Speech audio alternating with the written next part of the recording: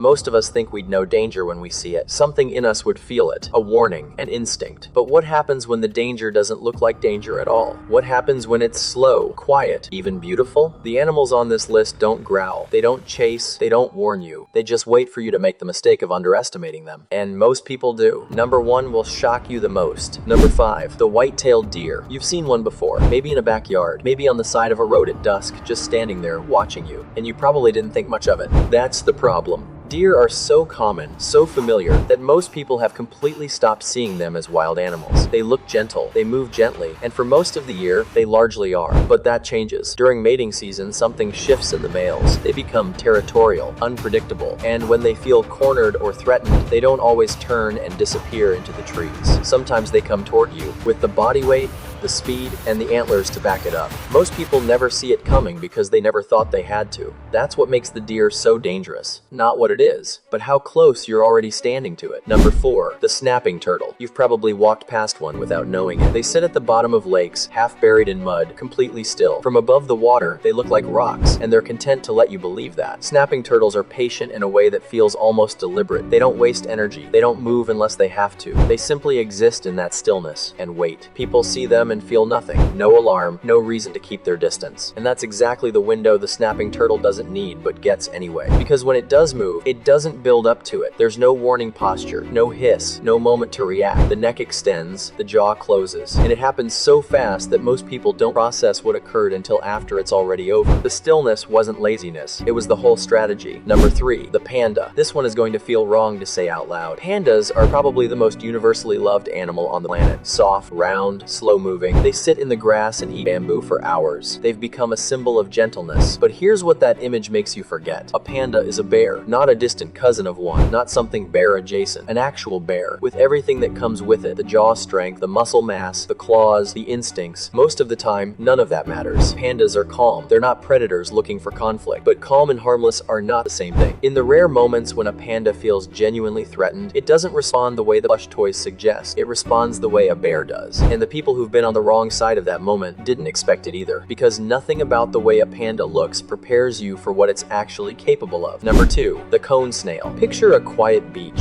no crowds, just warm sand and shallow water, and small patterned shells scattered around you. One of them catches your eye. Perfect spiral, unusual markings, small enough to fit in your palm. You reach down. That decision, that one completely natural, completely human decision, is where things can go very wrong, because inside that shell is an animal that has no interest in being found, and when it feels that it has been, it doesn't hesitate. The cone snail carries a venom delivery system so precise and so fast that its prey doesn't get the chance to react. For humans, the danger isn't the pain, it's the silence. There's no obvious sign that anything serious has happened. Not immediately. By the time you understand what occurred, you're already far from the water. And there is no antidote. That last part tends to change how people think about picking up shells. Number 1, the platypus. Everything about the platypus seems designed to be unthreatening. The bill, the flat tail, the small, rounded body. It moves slowly through the water and minds its business completely. Even scientists, when they first encountered it, thought it was a joke. A strange creature assembled from leftover parts. Nobody looks at a platypus and feels afraid, which is precisely why it belongs at number 1. Because the platypus is venomous, not mildly, not as a last resort. The males carry sharp spurs on their hind legs connected to venom glands, and the venom they deliver causes a kind of pain that is deeply difficult to describe.